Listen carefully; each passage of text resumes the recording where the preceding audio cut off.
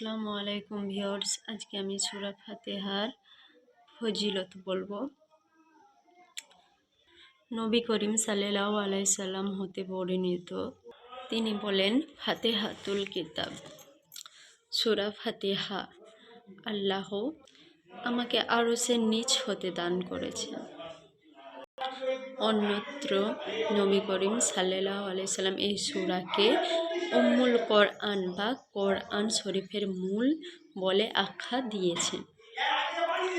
হযরত জিবরাইল আলাইহিস সালাম একদা নবী করিম সাল্লাল্লাহু আলাইহি সাল্লামকে বলেছেন যে আল্লাহ তাআলা আপনাকে দুটি নূর দান করেছেন, যা ইতিপূর্বে অন্য কোনো পয়গম্বরকে দান করা হয়নি। এর একটি সূরা ফাতিহা এবং অন্যটি সূরা বাকারা।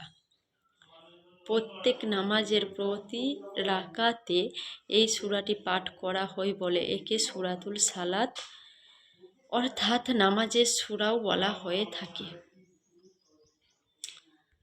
এই সূরা কাগজে লিখে রেখে দরজার উপরে ঝুলিয়ে রাখলে ওই ঘর নিরাপদ থাকবে। জ্বরের রোগীকে ওই সূরা পড়ে পানিতে ফুঁ দিয়ে সে পানি পান করালে ইনশাআল্লাহ সে রোগীর জ্বর ছেড়ে যাবে।